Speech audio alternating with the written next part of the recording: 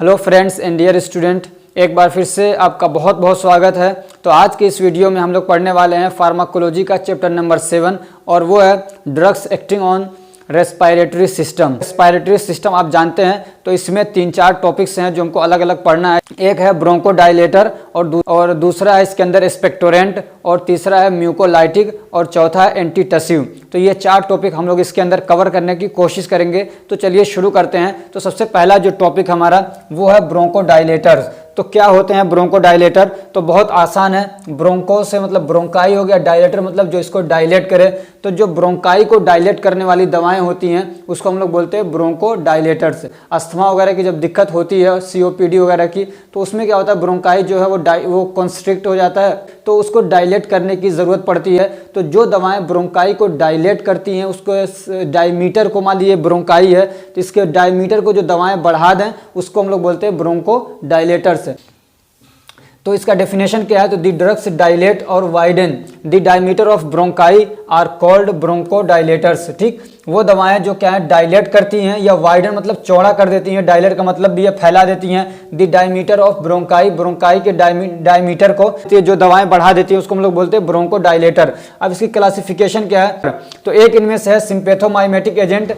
Beta 2 जो है, beta 2 blockers जो हैं वो इसके अंदर काम करती हैं। तो अब ये जो बीटा 2 ब्लॉकर जो हैं वो भी 2 तरीके की हैं, एक है शॉर्ट एक्टिंग एजेंट और दूसरा है लॉन्ग एक्टिंग एजेंट। ठीक है, इन्हीं में से कुछ ऐसी हैं जिनका असर कुछ थोड़े समय तक के लिए रहता है। इसका तकरीबन 6, ये जो शॉर्ट एक्टिंग वाली है इनका इफेक्ट तकरीबन 6 घंटे तक रहता है, और ये जो लॉन्ग एक्टिंग वाली जो दवाएं हैं इनका इफेक्ट तकरीबन 12 घंटे 18 घंटे इस टाइप से रहता है। ठीक, तो अब जो शॉर्ट एक्टिंग वाली हैं वो क्या है? सैलब्यूटामोल और टरब्यूटलिन। ये आप फार्मास्यूटिकल केमिस्ट्री फर्स्ट ईयर के अंदर भी पढ़ के आ चुके हैं। ठीक है, और दूसरा क्या है? सेलमेटिरोल और फेनोटेरोल और ऐसे ही फॉर्मेटिरोल। ठीक, ऐसे ये दूसरी दवा है वो क्या है? Xanthine derivatives. ब्रोंकोडाइलेटर के लिए यूज होने वाली जो दवा है ज़ैंथीन डेरिवेटिव्स, ये दूसरी क्लासिफिकेशन इसकी। इसके एग्जाम्पल क्या है? थियोफाइलिन। क्या है? थियोफाइलिन, ऐसे ही अमीनोफाइलिन। तीसरी जो क्लासिफिकेशन है इसकी वो है एंटीकोलिनर्जिक ड्रग्स या एंटीकोलिनर्जिक एजेंट। ये भी आप पढ़ के आ चुके हैं। तो इसका एग्जाम्पल क्या है? इसके एग्जाम्पल क्या है? इप्राट्रोपियम ब्रोमाइड और एट्रोपिन। ठीक है, इप्राट्रोपियम ब्रोमाइड ज़्यादा यूज होती है, एट्रोपिन थोड़ा कम यूज होती है, इसलिए कि ये ज़्यादा हार्ड पड़ती है, साइड इफेक्ट इसके बहुत ज़्यादा हैं।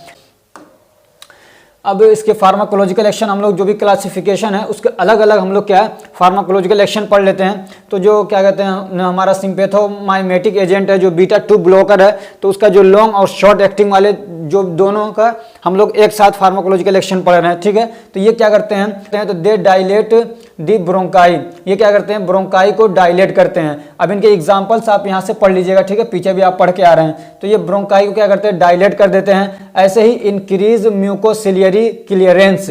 क्या करते हैं? म्यूकोसिलियरी, ये याद रखिएगा, म्यूकोसिलियरी क्लियरेंस को ये बढ़ा देते हैं। क्या करते हैं? म्यूकोसिलियरी क्लियरेंस को ये बढ़ा देते हैं।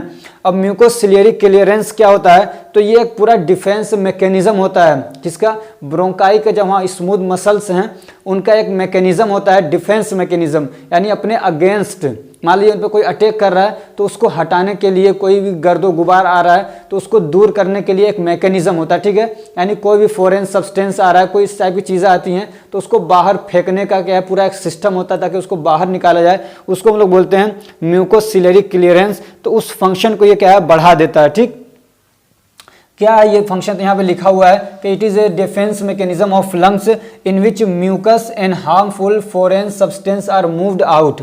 जो यहाँ पे म्यूकस जमा हो रहा है या जो हार्मफुल कोई सब्सटेंस बाहर से आ गया है तो उसको बाहर आउट करने के लिए, बाहर करने का जो सिस्टम है, डिफेंस सिस्टम है, उसको हम लोग बोलते हैं म्यूकोसिलियरी क्लियरेंस। तो उस फंक्शन को ये क्या करता है? बढ़ा देता है। तो फॉरेन सब्सटेंस नहीं आते हैं तो फिर क्या होता है? वहाँ पे इरिटेशन नहीं होता, उसकी वजह से फिर क्या है वहाँ पे इन्फ्लेमेशन वगैरह नहीं होता, कॉन्स्ट्रिक्शन नहीं होता है। ठीक है, पूरा एक मैकेनिज्म आप पढ़ चुके हैं, कैसे वहाँ पे इन्फ्लेमेशन होता है, कैसे वहाँ पे कॉन्स्ट्रिक्शन होता है, कैसे दिक्कतें बढ़ती हैं अस्थमा वाले कंडीशन में। तो उसी से रिलेटेड ये बात है। ठीक, तीसरा क्या है? दे इनहिबिट दी मीडिएटर्स। और ये जो दवाएं हैं ये क्या करती हैं? मीडिएटर्स को क्या करते हैं? इनहिबिट कर देती हैं। मीडिएटर क्या है? तो which are released by the mast cell. अब ये मीडिएटर क्या है, जो मास्ट सेल से रिलीज होते हैं। मास्ट सेल से बहुत सारी चीज़ें रिलीज होती हैं, लेकिन खास तौर से हिस्टामिन और क्या कहते हैं प्रोस्टाग्लैंडिन, ये दो चीज़ें हैं जो मतलब ज़्यादा दिक्कत क्रिएट करती हैं। हिस्टामिन कॉन्स्ट्रिक्शन करा देता है, प्रोस्टाग्लैंडिन इन्फ्लामेशन करा देता है, तो ब्रोंकाई का डायमीटर और छोटा हो जाता है। तो ये जो मीडिएटर्स हैं उनको ये क्या करती है, दवाएं इनहिबिट कर देती हैं, ठीक है। तो इस तरीके से भी दिक्कत थोड़ी सी, इस तरीके से भी अस्थमा में क्या होता है, आसानी मिल जाती है। अब इनका इंडिकेशन क्या है, कब इनको यूज करते हैं, तो they are used in acute bronchospasm. Bronchi में अगर ऐंठन हो रहा है, स्पाज्म होता है बहुत ज़्यादा, तो उसमें हम लोग ये दवाएं यूज करते हैं। ऐसे ही they are used in treatment of asthma, asthma में यूज किया जाता है। ऐसे ही ब्रोंकाइटिस में यूज किया जाता है, एम्फाइसीमा में यूज किया जाता है। अब ब्रोंकाइटिस, एम्फाइसीमा, ये सारी चीज़ें मैं बता चुका हूँ, बस इतना याद, ये सारी चीज़ें फार्माकोथेरापेटिक में बहुत डिटेल से और क्या कहते हैं पूरा डायग्राम वगैरह बना के मैंने समझा दिया है। इतना याद रखिए कि ब्रोंकाइटिस ये होता है कि जो हमारा ब्रोंकाई है उसके अंदर जब इन्फ्लामेशन हो जाता है उसको बोलते हैं ब्रोंकाइटिस। और एम्फाइसीमा क्या है, जो हमारा एल्वियोलाई है, ठीक है, जो एल्वियोलाई है उसके अंदर जब इन्फ्लामेशन हो जाता है, वो डैमेज हो जाते हैं, तो उसको एम्फाइसीमा बोलते हैं। तो ऐसी कंडीशन में ये दवाएं यूज होती हैं। कॉन्ट्राइंडिकेशन क्या है इनका, तो हाइपरटेंशन में यूज नहीं होते हैं। ऐसे ही कोरोनरी आर्टरीज डिसीज, हार्ट से रिलेटेड जो डिसीज हमारी, उसमें यूज नहीं करते हैं। अनकंट्रोल अरेदमियाज अगर है तो उसमें भी यूज नहीं करते हैं। अब अरेदमिया क्या है भी पढ़ा चुका हूं मैं, ठीक है। प्रीवियस हिस्ट्री ऑफ स्ट्रोक, अगर प्रीवियस हिस्ट्री ऑफ स्ट्रोक है अगर, तो उस वाले कंडीशन में भी ये दवाएं यूज नहीं की जाएंगी, ठीक। अब स्ट्रोक भी क्या है, तो ब्रेन तक जो ब्लड की सप्लाई जाती है उसमें अगर दिक्कत आती है उसको हम लोग बोलते हैं स्ट्रोक। तो उस कंडीशन में भी ये दवाएं हम लोग यूज नहीं करते हैं।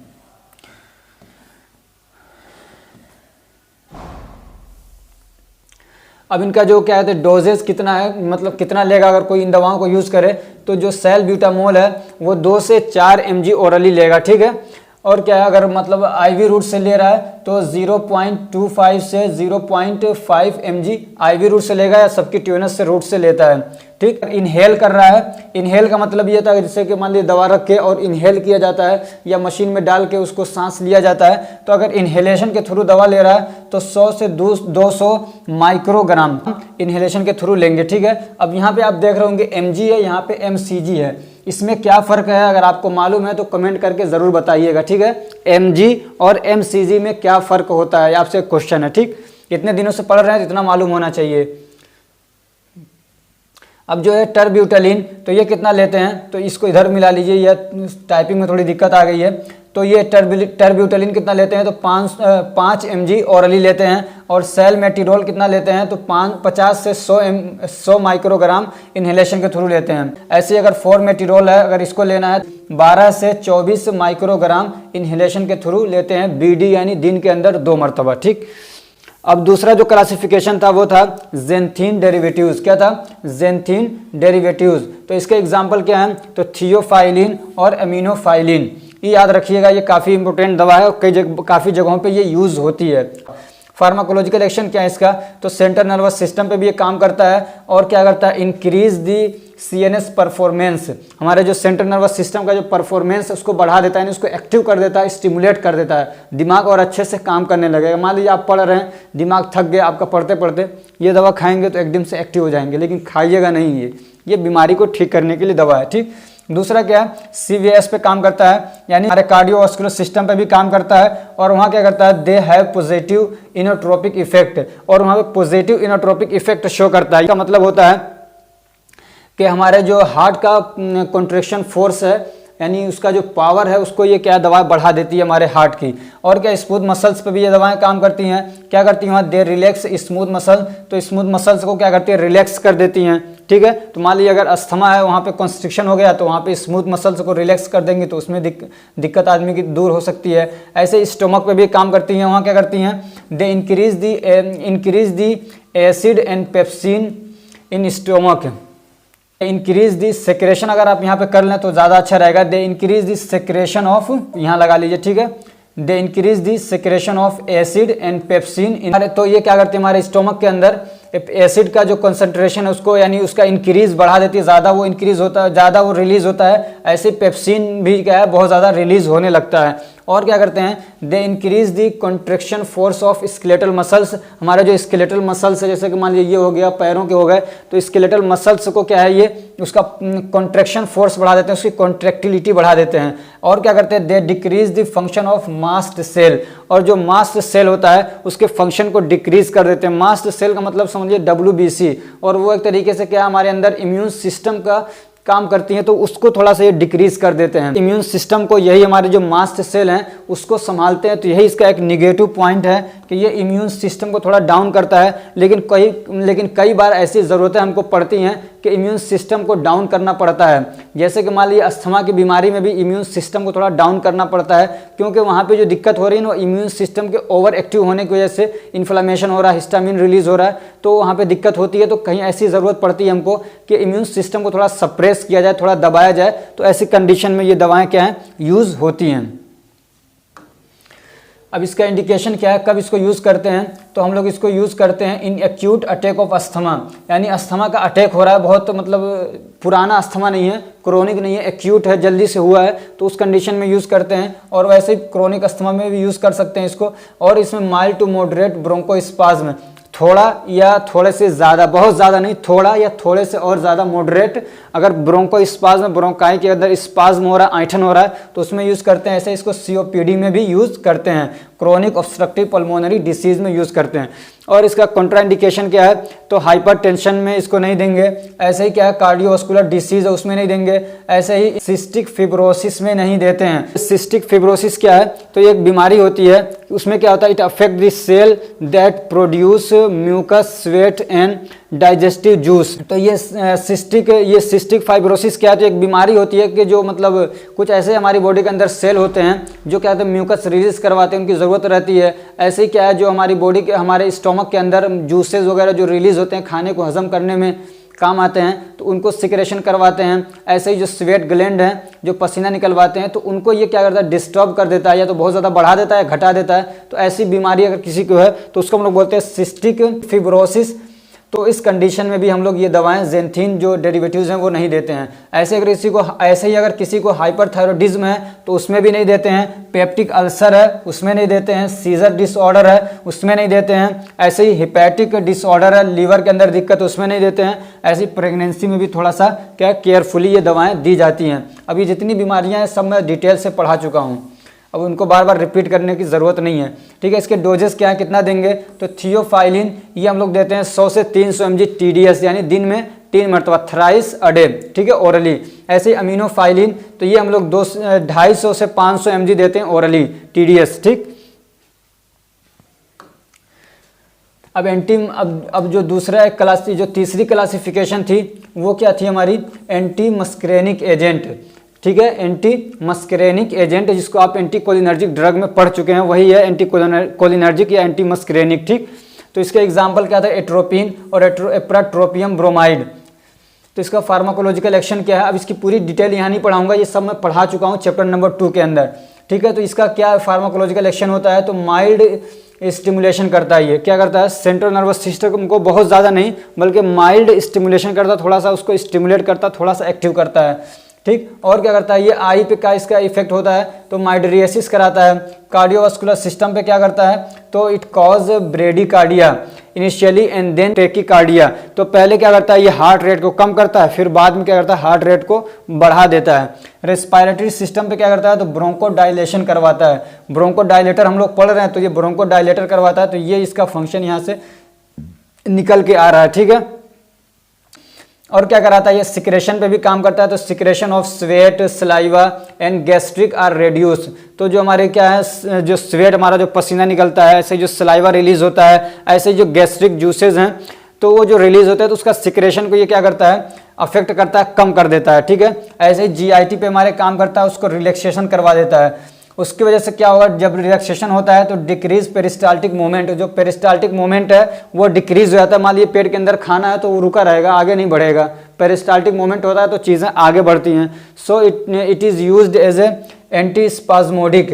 तो ये क्या है, एक तरीके से एंटी स्पाज्मोडिक के तौर पे यूज़ होता है। और क्या है, एंटी डायरियल ड्रग के तौर पे भी यूज़ होता है, यानी अगर किसी को डायरिया है, दस्त वगैरह आ रहे हैं, तो उसमें भी ये दवाएँ यूज़ कर सकते हैं, एंटी मस्करेनिक एजेंट। अब इसका इंडिकेशन क्या है, कहाँ कहाँ पे इसको यूज़ करते हैं हम लोग, तो for dilation of pupil, pupil को डायलेट करने के लिए, मान लीजिए ऑपरेशन वगैरह करना तो वहाँ पे ज़रूरत पड़ती है। ऐसे ही प्री एनेस्थेटिक भी इसको यूज़ किया जाता है, यानी एनेस्थेसिया देने से पहले ये दवाएं यूज़ की जाती हैं ताकि सलाइवा वगैरह ना निकले आदमी को जब मतलब बेहोश किया जा रहा है। ऐसे ही क्या है, इन ब्रोंकायल अस्थमा, ऐसे ही अस्थमा में इसको देते हैं, ऐसे ही COPD में इसको देते हैं। ऐसे इन हाइपर सलाइवेशन, अगर किसी कोई ऐसा है जिसको बहुत ज़्यादा सलाइवा निकलता रहता है, वो सारे लोग होते हैं, तो उनको भी ये दवाएं देते हैं। बच्चों को बहुत ज़्यादा निकलता है, तो ऐसे कंडीशन में अगर किसी को बीमारी है, बहुत ज़्यादा सलाइवा निकल रहा है, तो उस कंडीशन में भी क्या है, हम लोग ये दवाएं देते हैं। और कहाँ पे यूज़ किया जाता है इसको, तो टू ट्रीट डायरिया, डायरिया को ठीक करने के लिए देते हैं। ऐसे ही as antidote for organophosphorus poisoning, ऐसे ही अगर किसी को क्या है, ऑर्गेनोफॉस्फेरस ये दवा है, इसकी वजह से अगर किसी को पॉइजनिंग हो गई है तो उसको तो क्या करते हैं, एंटीडोट के तौर पे इसको क्या किया जाता है, यूज़ किया जाता है एट्रोपिन को या इप्राट्रोपियम ब्रोमाइड को। ऐसे ही क्या है, टू ट्रीट पार्किंसंस डिसीज़, अगर किसी को पार्किंसंस डिसीज़ है तो उसमें भी क्या है, इसको हम लोग यूज़ करते हैं। अब पार्किंसन डिसीज़ में डिटेल से पढ़ा चुका हूँ, उसमें एक सिम्टम उसका ये है कि जैसे बूढ़े लोगों को देखा होगा, उनके हाथ ऐसे क्या है, मान लीजिए पेन दे रहे हैं आपको, पेन देंगे तो हाथ कांपेगा, सिग्नेचर करेंगे तो हाथ कांपता है, तो उस वाली कंडीशन को भी ठीक करने के लिए दवा दी जाती है। और ये जो असल में है ना, ये क्या करती है, एसिटाइल कोलिन है, उस पर ये दवाएं क्या है काम करती हैं, उसका सिक्रेशन को रोकती हैं, उसको ब्लॉक करती हैं। तो खास तौर से ये क्या है, एसिटाइल कोलिन पे काम करती हैं जो ये दवाएं हैं, एंटीकोलिनर्जिक ड्रग्स है।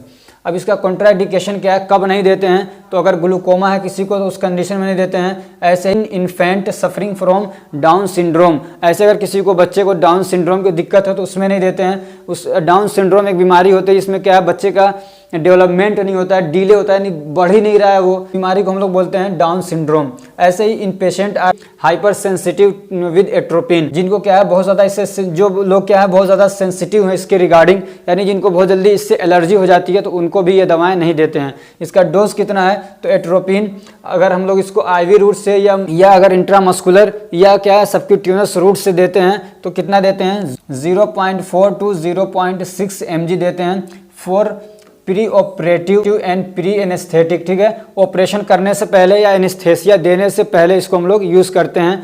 और 1% solution in I drop for mydriasis, और आई का जो ड्रॉप है उसमें 1% इसको मिलाते हैं। मान लीजिए 100 ml है तो 1 ml इसको मिलाते हैं आई के ड्रॉप में माइड्रियासिस के लिए, यानी आंखों के जो साइज़ को, पुपिल के साइज़ को बढ़ाने के लिए। और इप्राट्रोपियम ब्रोमाइड है तो ये कितना यूज़ होता है, तो 40 से 80 माइक्रोग्राम इन्हिलेशन के थ्रू इसको लेते हैं। ठीक, याद रखिएगा कि जो दवाएं हम लोग इन्हिलेशन के थ्रू लेते हैं वो बहुत कम मात्रा में लेते हैं। चैप्टर नंबर 7 का ये पार्ट नंबर 2 है, और वो क्या है, एक्सपेक्टोरेंट। तो क्या होता है एक्सपेक्टोरेंट, पहले इसके बारे में थोड़ा सा समझ लीजिए, फिर उसके बाद हम लोग इसके बारे में डिटेल से पढ़ते हैं। तो खांसी होती है, सबको मालूम है, खांसी 2 तरीके की होती है। एक होता है जो गीली खांसी होती है, यानी जिसपे क्या है बलगम निकलता है, स्प्यूटम निकलता है। दूसरी ऐसी खांसी होती है जिसमें क्या है बलगम नहीं निकलता है, यानी कि स्प्यूटम नहीं निकलता है, और उसको हम लोग बोलते हैं सूखी खांसी। तो खांसी 2 तरीके की हो गई। तो जो गीली खांसी है जिसपे स्प्यूटम निकलता है, उसको ठीक करने के लिए जो दवा देते हैं उसको हम लोग बोलते हैं एक्सपेक्टोरेंट। जो और दूसरी जो खांसी है, जो सूखी खांसी है जिसमें बलगम वगैरह नहीं निकलता है, उसको ठीक करने के लिए जो दवा देते हैं उसको हम लोग बोलते हैं एंटीटसिव। और दूसरे हम ये भी कह सकते हैं कि जो प्रोडक्टिव कफ है, जो क्या है प्रोडक्टिव कफ है, उसको ठीक करने के लिए जो दवा देते हैं उसको हम लोग बोलते हैं एक्सपेक्टोरेंट। और जो नॉन प्रोडक्टिव कफ है उसको ठीक करने के लिए जो दवा देते हैं उसको हम लोग बोलते हैं एंटीटसिव। चलिए अब हम लोग डिटेल से पढ़ते हैं। एक्सपेक्टोरेंट की डेफिनेशन क्या है, the drugs are used to treat productive cough, जो दवाएं प्रोडक्टिव कफ को ठीक करने के लिए यूज की जाती हैं उसको हम लोग बोलते हैं एक्सपेक्टोरेंट। क्या बोलते हैं उसको, एक्सपेक्टोरेंट। और प्रोडक्टिव कफ का मतलब मैं बता चुका हूं कि जो स्प्यूटम निकलता है, यानी वो खांसी जिसमें क्या होता है बलगम निकलता है, कहते हैं म्यूकस निकलता है, उसको हम लोग बोलते हैं प्रोडक्टिव कफ। ठीक है, तो उसको ठीक करने के लिए जो दवा दी जाती है उसको बोलते हैं एक्सपेक्टोरेंट। तो इसकी क्लासिफिकेशन, तो इसके 2 क्लासिफिकेशन है। एक है डायरेक्टली एक्टिंग, एक क्या है डायरेक्टली एक्टिंग, या फिर इसको हमको दूसरे नाम से भी जानते हैं, उसको बोलते हैं सिक्रेशन इन्हेंसर। क्या बोलते हैं, सिक्रेशन इन्हेंसर, या इसको एक्सपेक्टोरेंट भी बोल देते हैं। क्या बोलते हैं, एक्सपेक्टोरेंट। और दूसरा जो है वो क्या है म्यूकोलाइटिक। क्या है, म्यूकोलाइटिक। अब एक बात मैं यहाँ बता दूं कि जो दूसरी क्लासिफिकेशन है इसको आपके सिलेबस में अलग एक टॉपिक दे के पूछा है, तो हम लोग उसको अलग ना पढ़ के, क्योंकि इसी क्लासिफिकेशन के अंदर ये भी दवा आती है म्यूकोलाइटिक भी, तो इसको इसी के साथ में हम लोग पढ़ लेंगे। ठीक है, तो अब ये जो डायरेक्टली एक्टिंग है या जो एक्सपेक्टोरेंट है, इसके एग्जांपल्स क्या हैं, तो इसके एग्जांपल जरूर याद रखिएगा। इसलिए कि अगर आप मेडिकल स्टोर वगैरह खोलना चाहते हैं या तो फिर क्या आप अगर मेडिकल स्टोर नहीं भी खोलना चाहते हैं तब भी क्या आपको इसकी ज़रूरत पड़ती है बार बार, कि लोग कहेंगे कि अरे आप डॉक्टर साहब बन के आए हैं, आपने तो डी फार्मा किया है, तो हमको थोड़ी खांसी हो रही है, दवा बता दीजिए। तो ये दवाएं जो ना, जैसे कि खांसी की हो गई, बुखार की दवाएं हो गई, दर्द की दवाएं हो गई, तो ये दवाएं आपको याद रहना चाहिए ख़ास तौर से। बाकी जो बड़ी बड़ी दवाएं हैं एनेस्थेसिया वाली और ये सब, इसकी ज़रूरत अगर आपको नहीं याद है तो कोई बात नहीं, लेकिन ये तो हर हाल में आपको याद होनी चाहिए, ठीक है। तो क्या है, देखिए ध्यान से पढ़िएगा। तो सोडियम सिट्रेट आसान है, sodium citrate, sodium acetate, potassium citrate, potassium acetate आसान है। ऐसे ही पोटाशियम आयोडीन, ऐसे ही क्या गोइफेंजिन, क्या गोइफेंजिन, ऐसे ही टोलू बाल्सम आप फार्माकोनॉक्सी में पढ़ के आए हैं, ऐसे ही वसाका पढ़ के आए हैं आप। ऐसे ही क्या है, टर्पीन हाइड्रेट, ठीक है, क्या टर्पीन हाइड्रेट, ऐसे ही अमोनियम क्लोराइड। मैंने इतने ज़्यादा एग्जाम्पल और किसी भी क्लासिफिकेशन में नहीं लिया है, सिर्फ हो सकता है कि मैंने अगर non steroidal anti inflammatory drug में लिया हो तो लिया हो, क्योंकि ये दवाएं क्या है बहुत ज़्यादा यूज़ होने वाली होती हैं, इसकी ज़रूरत पड़ती है, इसलिए मैंने इतनी ज़्यादा क्लासिफिकेशन इसकी इतने सारे, इसलिए मैं इतने ज़्यादा एग्जाम्पल इसके लेके आया हूँ, ठीक है। तो इसको अच्छे से याद करिएगा। दूसरी जो टाइप है जो खांसी को ठीक करने के लिए यूज होती है, तो वो क्या है, म्यूकोलाइटिक। तो इसका एग्जांपल क्या है, तो ब्रोमहेक्सिन, क्या है, ब्रोमहेक्सिन, ऐसे ही एम्ब्रोक्सोल, क्या है, एम्ब्रोक्सोल, एसिटाइल सिस्टीन और कार्बोसिस्टीन, ठीक है। तो ये 3-4 दवाएं हैं, इसको याद कर लीजिएगा। अब इसके क्लासिफिकेशन के हिसाब से हम लोग इसका फार्माकोलॉजिकल एक्शन देख लेते हैं। तो पहली जो दवा है वो क्या है, डायरेक्टली एक्टिंग, यानी क्या है, सिक्रेशन इनहेंसर। यहां से आप इसको याद रख सकते हैं, इसके फंक्शन को, ठीक है। तो इसका एग्जाम्पल क्या है, सोडियम सिट्रेट, सोडियम एसीटेट और भी कई सारी हैं, ठीक है। तो ये क्या करते हैं, they increase the volume of bronchial secretion. हमारा जो ब्रोंकाई है, तो वहां से एक सिक्रेशन होता है, कुछ केमिकल्स वगैरह निकलते रहते हैं, समझ लीजिए। तो उस सिक्रेशन को क्या करते हैं, ये बढ़ा देते हैं। क्या करते हैं, उस सिक्रेशन को बढ़ा देते हैं। मान लिया किसी को खांसी आ रही है और क्या बलगम बहुत तगड़ा जमा हुआ है, वो बाहर निकल नहीं रहा है, और उसकी वजह से क्या है, खांसी आई जा रही है, रुक ही नहीं रही है, बलगम क्या है, निकल ही नहीं रहा है, वहां पे जमा हुआ है और बोल रहा है, तो खड़खड़ की आवाज आ रही है उसमें से। तो ये जो दवाएं हैं वो क्या करती हैं, increase the volume of bronchial secretion, यानी जो हमारा ब्रोंकाई है उसका जो सिक्रेशन वहां से उसको क्या बढ़ा देती है, उसके वॉल्यूम को, यानी ज्यादा सिक्रेशन कराती हैं। तो उससे क्या होता है, and decrease the viscosity of sputum. तो जो बलगम वहां पे जमा हुआ है उसके विस्कोसिटी को क्या करता है, वो कम कर देता है, यानी एकदम गाढ़ा है, बहुत तगड़ा पकड़ रखा है, तो उसको ढीला कर देता है। विस्कोसिटी उसका गाढ़ापन कम कर देता है। फिर आदमी जब खांसता है तो वो बलगम क्या है, फिर आदमी जब खांसता है तो वो बलगम क्या होता है, बाहर निकल जाता है। तो ये क्या करते हैं, जो वहाँ पे स्प्यूटम है, जो बलगम है, उसके विस्कोसिटी को कम कर देते हैं, यानी उसके गाढ़ेपन को कम कर देते हैं, यानी अब उसको थोड़ा सा समझ लिए वीक कर देते हैं और वो आसानी से बाहर निकल आता है। ये इसका काम होता है, ठीक है। एक्सपेक्टोरेंट में जो डायरेक्टली एक्टिंग जो ड्रग है उसकी, ठीक। अब इसका इंडिकेशन क्या है, कब इसको हम लोग यूज करते हैं, तो they are use to treat productive cough. तो जब प्रोडक्टिव कफ होता है तब ये वाली दवाएं यूज होती हैं। समझ में आ रही है। अगर मान लीजिए किसी को क्या है, सूखी खांसी है, बलगम नहीं है, आप ये वाली दवाएं दे रहे हैं तो फायदा नहीं होगा इतना। समझ में आ रही ना बात। तो इसलिए इसको कब देते हैं, जब गीली खांसी हो, जब बलगम निकल रहा हो। इसलिए आप जाएंगे डॉक्टर के पास तो वो पूछता है कि खांसी में बलगम आ रहा है कि नहीं आ रहा है। तो क्यों पूछता है, इसीलिए पूछता है। अब आपके पास भी पेशेंट आए तो पूछिएगा जरूर कि बलगम है कि नहीं है, तब आप दवाएं ये देंगे उसके हिसाब से। अब इसका कॉन्ट्रा इंडिकेशन क्या है, तो this drug should be used carefully in pregnancy and lactation. ऐसे अब ये दवाएं को कोई खास इनका कॉन्ट्रा इंडिकेशन नहीं है, लेकिन अगर प्रेगनेंसी कोई महिला प्रेग्नेंट है या दूध पिला रही है तो उनको थोड़ा सा केयरफुली ये दवाएं दी जाएंगी, ठीक। अब इसके डोजेस क्या कितना देंगे, तो ये जो 4 दवाएं हैं, सोडियम सिट्रेट, सोडियम एसीटेट, ऐसे ही पोटाशियम सिट्रेट और पोटाशियम एसीटेट, तो ये कितना देंगे हम लोग, तो 0.3 to 1.0 ग्राम, कितना, यानी 300 मिलीग्राम या तो 1 ग्राम क्या है हम लोग ये देंगे दिन में 3 मरतबा। और जो एग्जांपल है ग्यूफेंजिन, तो ये कितना दे सकते हैं हम लोग, तो 100 से 200 mg TDS दे सकते हैं। ऐसे ही टोलू बाल्सम है, तो ये कितना, तो 0.3 to 0.6 ग्राम TDS दे सकते हैं। ऐसे ही वसाका इसका सिरप वगैरह आता है, तो ये कितना तो 2 से 4 ml TDS दे सकते हैं। ऐसे अमोनियम क्लोराइड है तो 50 से 200 mg TDS दे सकते हैं। TDS मतलब थ्राइस अ डे। अब जो दूसरा इसकी क्लासिफिकेशन थी वो क्या थी, म्यूकोलाइटिक, और आपके सिलेबस में इसको अलग से ही पूछ रखा है, ठीक है। तो म्यूकोलाइटिक से क्या होता है, इसका डेफिनेशन क्या है, तो the drugs dissolve the thick mucus sputum are called mucolytic.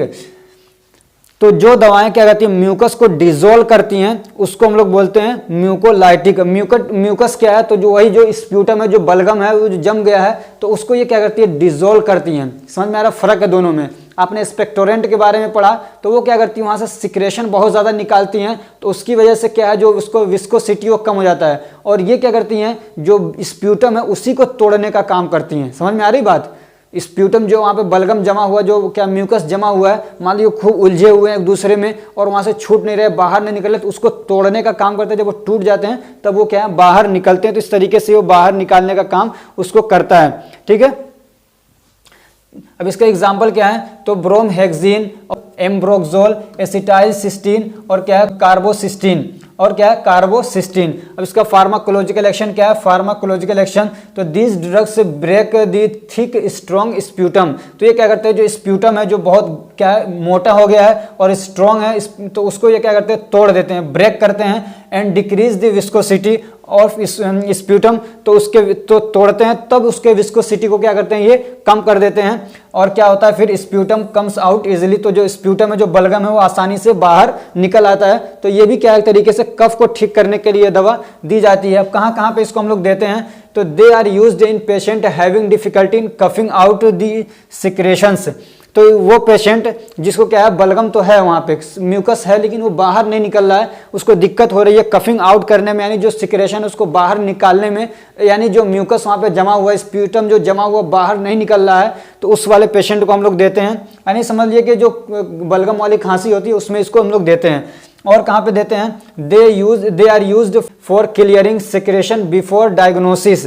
ऐसे ही मान लीजिए इस वाले एरिया का डायग्नोसिस करना है, ठीक है, तो वहाँ पे जो भी चीज़ें उसको साफ करने की अगर ज़रूरत है तो क्या करते हैं ये दवाएं देते हैं ताकि यहाँ पे जो भी म्यूकस वोकस है वो सब साफ हो जाए। डायग्नोसिस करना है, चेकअप करना है, तो उस कंडीशन में देते हैं। ऐसे ये दवाएं क्या टीबी में भी दी जा सकती हैं, निमोनिया में दी जाती हैं, ऐसे ही सीओपीडी में भी ये दवाएं दी जाती हैं। कॉन्ट्राइंडिकेशन क्या है,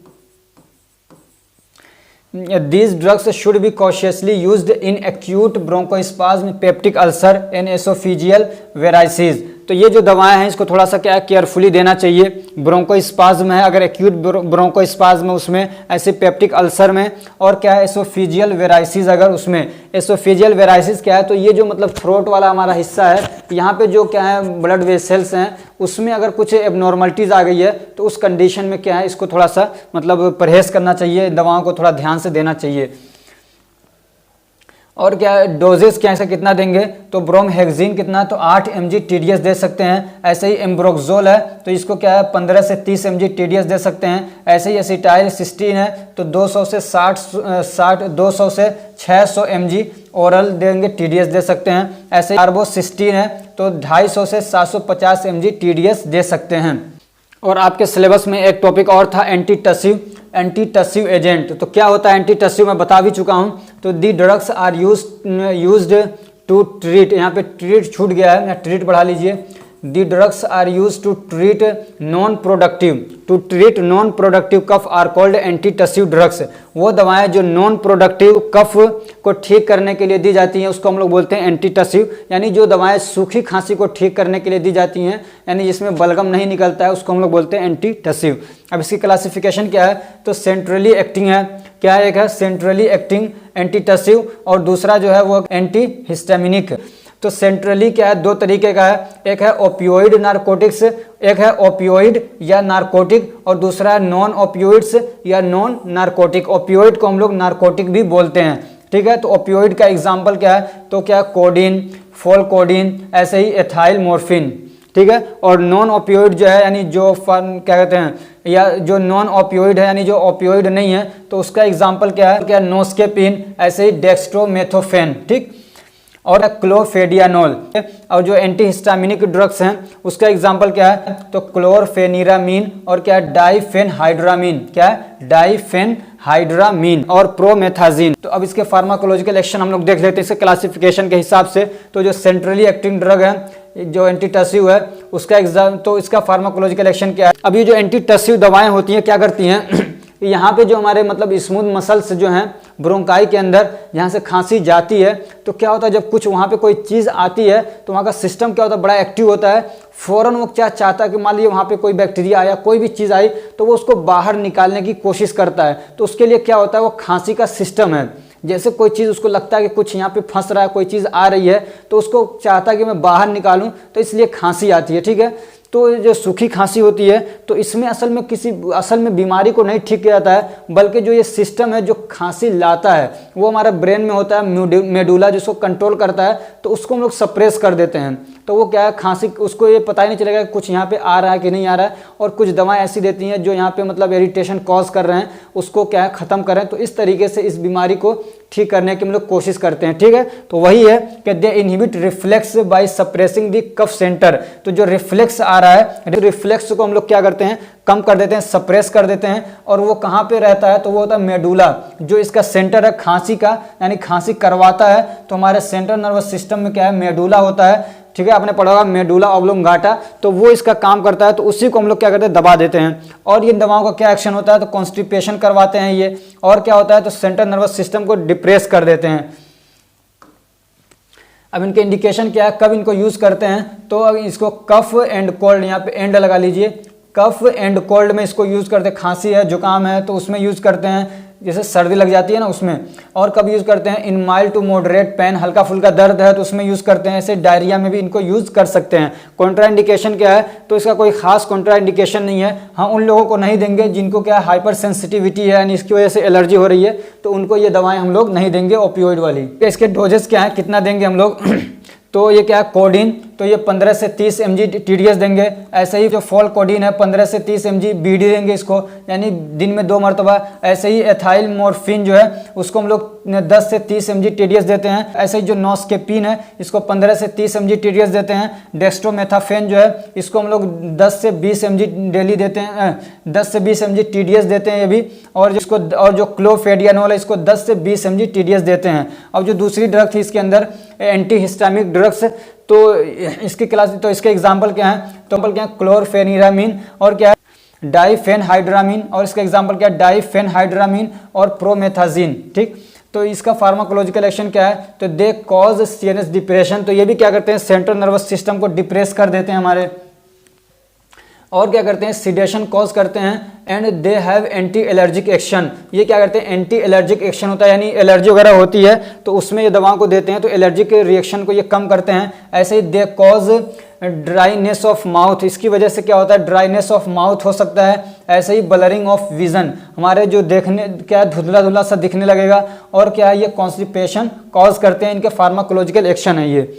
अब इसके इंडिकेशन क्या है, कब देते हैं, तो इन कॉमन कोल्ड एंड कफ, यानी जो नॉर्मल टाइप के हम लोगों को सर्दी जुकाम हो जाता है, ऐसे ही क्या है उसमें खांसी आती है हल्की फुल्की, तो उस टाइप की बीमारियों में इसको हम लोग देते हैं। ऐसे एलर्जिक डिसीज़ में दे देते हैं। ऐसे ही पार्किंसंस डिसीज़ में भी इसको देते हैं। और एंटी एमेटिक भी ये क्या है, यूज़ हो जाती है कभी कभार, यानी अगर किसी को उल्टी वगैरह आ रही है तो उस कंडीशन में ये दवाएँ दे सकते हैं।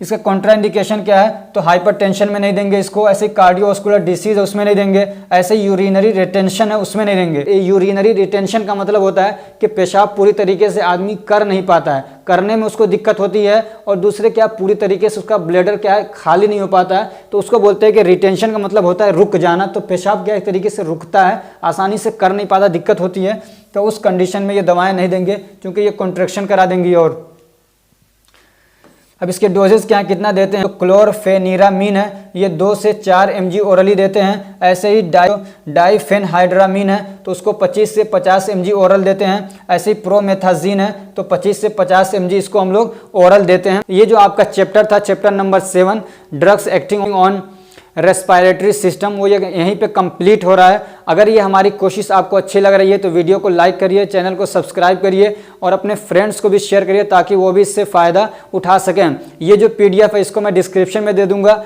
और इसका जो वाइट बैकग्राउंड PDF है उसको मैं क्या टेलीग्राम पे अपलोड कर देता हूँ, तो आप टेलीग्राम ग्रुप को ज्वाइन कर लीजिए। वहाँ पर सारे PDF अलग सारे सब्जेक्ट के जितना मैं पढ़ा चुका हूँ, पढ़े हुए हैं, आप वहाँ पर जाइए, टेलीग्राम ज्वाइन करिए, उसमें फाइल में जाइए और वहाँ पर आपको PDF क्या चैप्टर के नाम से मिल जाएंगे, तो उसको वहाँ से आप जाके यूज़ कर सकते हैं। Thank you so much for watching.